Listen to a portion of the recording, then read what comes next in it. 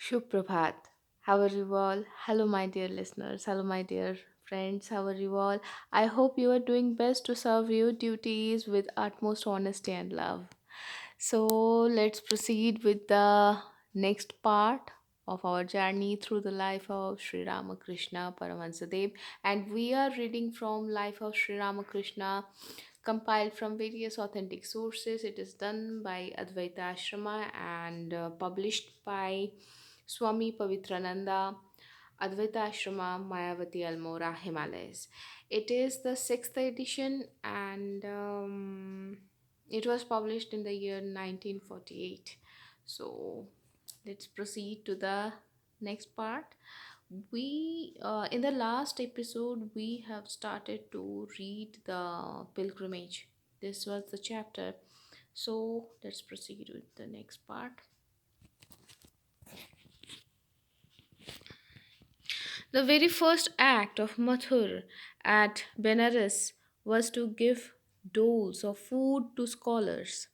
He also invited them and their families to his home, fed them, and gave to each a piece of cloth and a rupee in cash.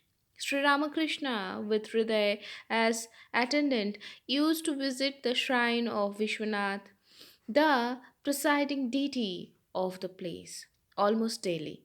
He would fall into a trance even on the way as well as in the presence of the deity. It is said that his samadhi was deepest at the temple of Kedarnath. He also went to visit the noted monks of Benares. With Mathur, he visited a monastery of the Nanak Panthis and was pleased with their great devotion.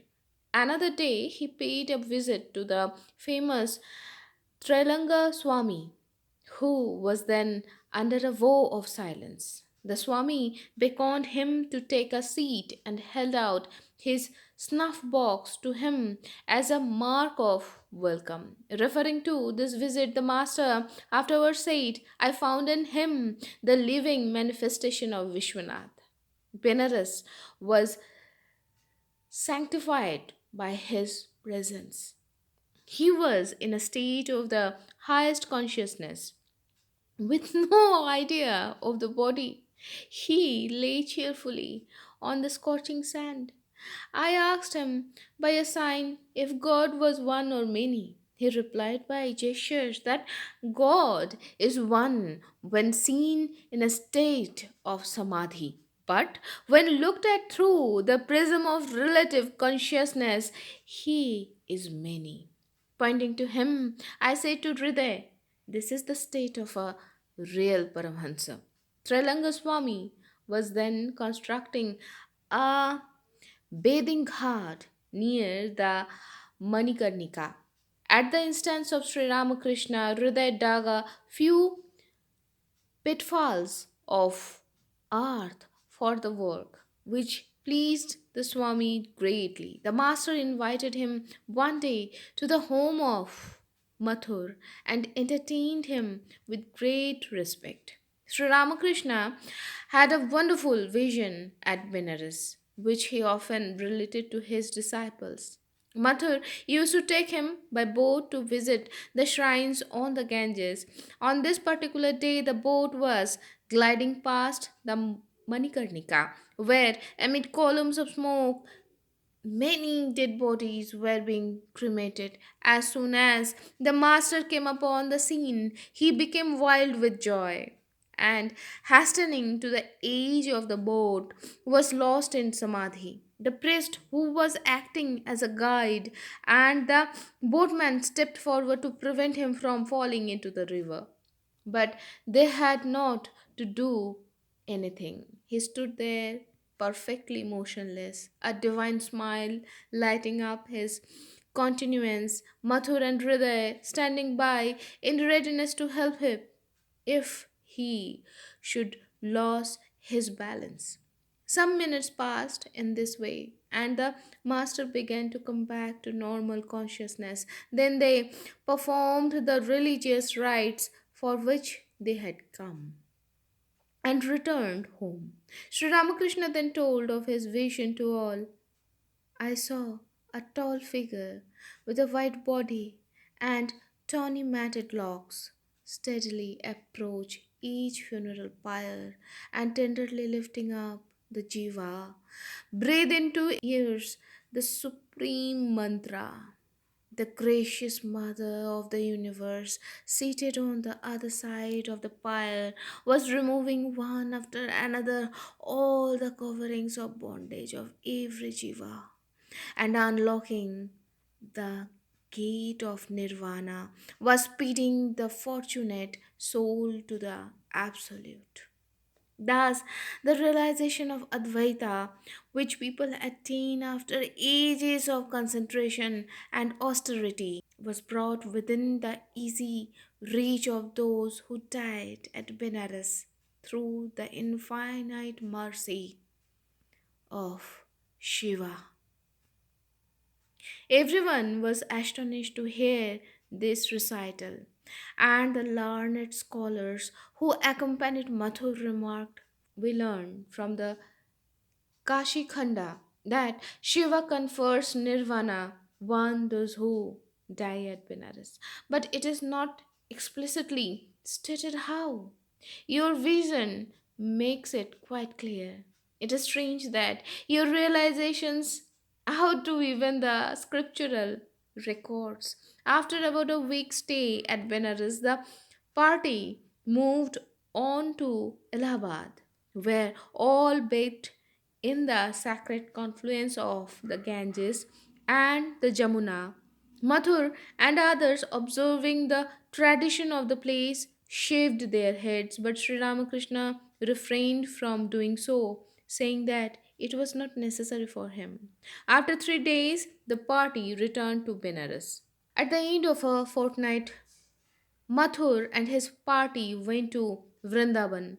A house near the Nidhuvan was taken. As in Benares, he lived in princely style. Sri Ramakrishna was in high spirits in this sacred place, rich in the countless sweet memories of Sri Krishna. He visited the places of interest with characteristic emotions. The following is his description of some of his experiences. At the sight of Baku Bihari, I was overwhelmed with emotions and ran to embrace him. I was not so impressed by Govindji.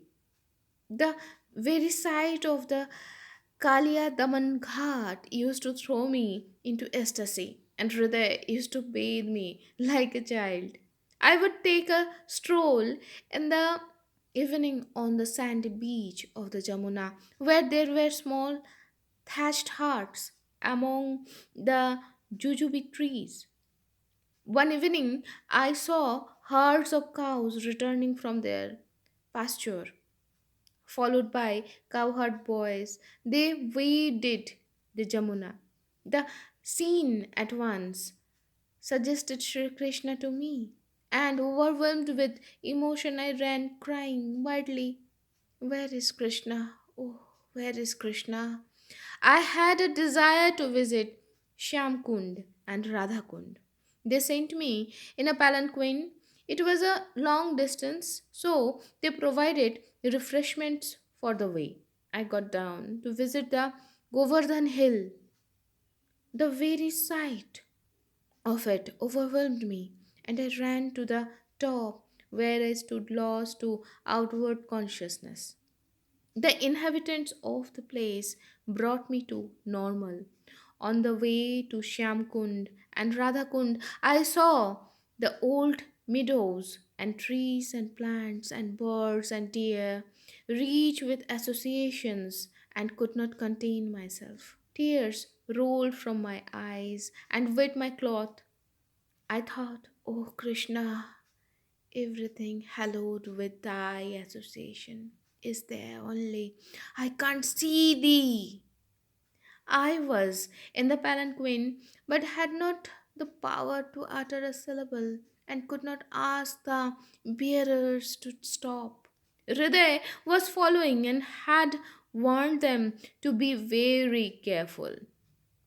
At Shyamkund and Radhakund, I found that The sadhus had made something like thatched huts in which they were practicing devotional exercises with their back to the door lest their eyes see people outside. At Vrindavan, he visited Ganga Mata, a Vaishnava woman devotee, noted for her great spiritual realizations. She was looked upon as an intimate attendant of Sri Radha, reincarnated to teach people the secret of divine love. About 60 years old, she had spent the greater part of her life in the village of Barshana, the birthplace of Radhika. At the very first sight, she understood the greatness of Sri Ramakrishna and considered herself blessed to have met him. Sri Ramakrishna was charmed with her pity and devotion. We reproduce here the master's own description of her and of his association with her. Gangamai used to take great care of me. She was very old and lived all alone in a hut near Nidhuvan. Seeing my condition and loss of consciousness in Samadhi, she often said, "This is verily Radha reincarnated in flesh and blood." She used to address me as Dulali. When I was in her company, I forgot all about food and drink or returning to my quarters. On some days, Hriday would bring food to her hut and feed me. Gangamai, too, used to prepare various things for me. She had frequent trances which attracted crowds. I had no desire to leave her, so it was settled that I should remain. I was to take boiled rice. Gangamai was to have her bed at one end of the room and I at the other. It was arranged in every detail. Then Rida said, "You are so subject to stomach complaints. Who will look after you?" "Why," said Gangamai, "I will look after him. I will serve him." Well, here was Hriday pulling me by one hand and Gangamai by the other. At this moment, I was reminded of my mother, who was living alone in the concert room of the Kali temple at Dakshineshwar. I thought, who will look after her if I remain in Vrindavan? This decided me. I said, "No, I must go." He expressed to Hriday his high opinion of this remarkable devotee.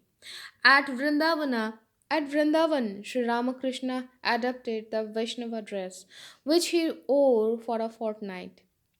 He visited Mathura also, where he said at the very sight of the Dhruva Ghat, he had a vision of Vasudeva crossing the Jamuna with his babe Krishna in his arms.